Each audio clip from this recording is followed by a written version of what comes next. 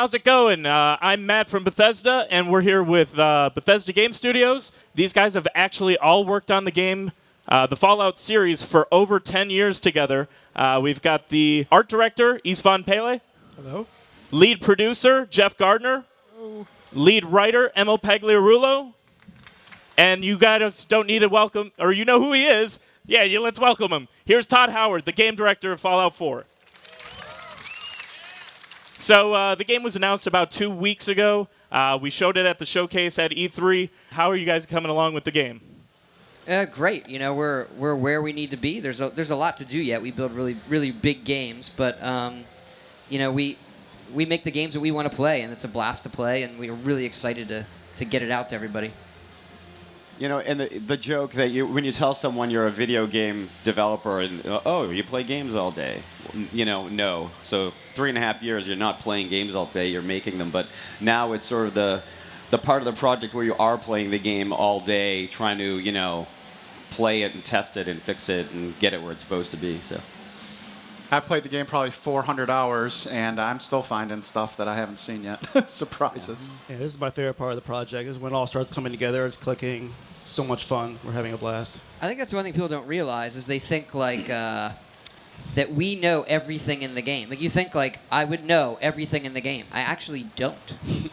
Because we have a studio that's worked together for a long time. I know most of the stuff in the game, but like I'll be playing the game and run into something and be like, who built this? What is this? Because it's so big. And then, you know, I think collectively we all know everything in the game, but usually we'll ask each other. What do you really think makes this feel like a new Fallout since the last one you put out? I think, you know, for every game, we step back and we look at, not as a sequel, but like what makes this Fallout? What is the essence of Fallout? So, you know, this is something where we step back and we're constantly reinventing things. And so this is a whole new take, a whole new vision. Well, I grew up in Boston, so for me, the Fallout 4 has an entirely different meaning. You know, it has a very personal connection to me. It has a lot of different tones through the world because it can be very scary, and then it can get kind of, at times, almost B-movie goofy, but it all kind of works together. In Fallout 3, I think the people who live in that world are very cognizant of they're in this destroyed world, you know?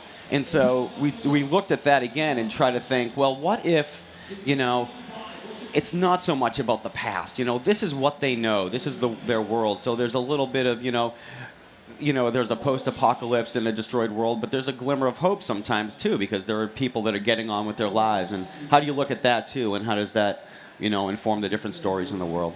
So Istvan, when the team was finishing up Skyrim in 2011, you were actually putting stuff in the world already. What was that like, kind of being the first guy on the front line? Yeah, it was pretty cool. I mean, I went straight into this game right after Fallout 3 was finished and after we had finished all the DLC.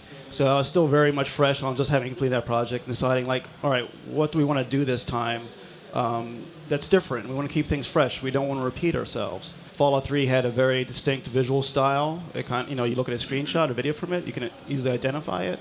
But this time we kind of went back and sort of looked at it, and a lot of it for me was, okay, what is Fallout? Look back at Fallout 1. Like, what are some of the vibes you want to sort of carry over? So we looked at, you know, introducing more color, more variety in the world. There isn't sort of a tonal grading over the whole game visually this time. You look back at original games, the vibrancy of the vault suit, that color blue, the way it pops on screen, these color We had accents. a lot of blue debates. Yeah. Very specific. A lot of color green debates. Actually. How blue is your game? How blue is blue? That isn't bright green. It's more. Yeah. Yeah. The exact color green for the interface, all those little details. So it's going back and trying to find what the essence of the original game was, and trying to keep it fresh, trying to do something new. Do you remember what the first thing you did for the project was? Yeah, I think originally, you know, for one of the things we want to do with this game is really look at doing a post-apocalyptic city, Boston, trying to doing a really dense, realistic, large city. This is going to be one of our most richly detailed and dense environments that we've ever done. So a lot of it was for me looking at doing a small vertical slice. What's that going to feel like? Introducing new elements we haven't seen much of before, more verticality in the environments. And we had a lot of conversations early on, too, with the environment and the location to be recognizable, right? And D.C. is easy. You know, you've got the Washington Monument, the Capitol building. And so that was part of was talking about, you know, what is it visually about Boston that stands out too, that separates it from another city? You know, red brick streets and a lot of classic architecture. That sort of Fenway Park, that stuck out a lot to yeah, us. Fenway We Park. got to get Fenway in there in the right way. Yeah. When did you guys kind of get to the decision that was going to be the next Fallout location? We debated for a while. We had some seeds in Fallout 3, and we felt that Boston was kind of the right. It's got the right mix of like American history mixed with high tech. It's very good for Fallout. Plus, it doesn't hurt that Emil grew up there, so he could talk more about it. Yeah, well, I remember the conversation with I remember the moment actually when we decided the game would be in Boston. It was Todd and Istvan and I in Istvan's office, and they were talking, and I'm thinking in my head like, are they going towards Boston? This is what I'm hearing. Like we're all sort of talking And about he didn't want to oversell it. Yeah, that's the thing. Like I didn't want to be like, yeah, let's put the game in Boston. And so we finally decided let's set it in Boston. And Todd just turns to me and says, "Is that okay with you?" And I'm like, "All right, now we're talking." Yeah. As a developer, as a designer, and you're making the game, Boston, they call Boston America's walking city, and so there's a lot. You can fly into Logan Airport and you go downtown Boston. You can see a lot in a very short amount of time. And so I'm walking around in the game and I've gotten homesick. I'm like, this reminds me exactly like, oh, this is here. Does it look the same? Ouch. Yeah. My house is in the game, destroyed. So Wow. single tier. It's also a very visually intriguing environment too, because Boston has so much character. It's got a very specific look to it, all the red brick and whatnot, and introducing the Fallout elements to that visually in terms of like the high tech, the skyscrapers, the more futurism, blending the futurism with sort of the historical colonial quality to it. That was very exciting to try to figure that out. So you created a ton of work for this. I think we've got some footage of actually the concept art that went into creating all this. So Todd, I think you go into this that it's every little detail in the game is important, even from every monitor in the game. We always say that. I think it's hard for people who play our games to, wish they could be a fly on the wall in the office sometimes and see just how obsessive we get over all the details. And we're not showing all the concept art here. We just possibly, we can't. But the lights there really are. I really like those images because it's almost symbolic to this like obsession with like, what are the labels on these blinky lights and like on every computer in this area, because someone, we like people to be able to stick their noses in it, and so, despite it being like, I think a lot of times our stuff maybe everything feels really grand, but we're also a first-person game. Yeah. So we need to hold up at both scales that you can stick your nose in it. Credit to our artists. They are amazing. Yeah, our concept artists are fantastic, and because of the unique nature of Fallout, like everything has to be designed. Every vehicle, every prop in the world, the architecture. There's so much we have to draw to cover for artists to build them. And you see a fraction of it here. I almost think this video may even do a better job than the footage we put out of showing you the different styles and palettes of what you're going to see in the game world. We actually go back to some of these environments after we built them, paint them over again, and then redo them in the game just to make sure everything's perfect. The lighting and the shadow and how everything interplays. Yeah, early on, there were one or two concepts that I think the artists riffed on, just coming up with I think like a city street, and we were like, well, could we actually do that in the game? And we hadn't. It wasn't the way we built spaces before, and we actually ended up changing our process a little bit to make some of these doing architecture like that and showing destruction in a different way. And the big thing we do, and this was tricky with what Istvan was building originally, is that we have a lot more non-loading space because it's all destroyed. So it's harder to do like, here's a big castle gate and you click it. So like, we wanted these really crenulated buildings and with the light coming through it, and so the concept artist could draw really crazy stuff like that.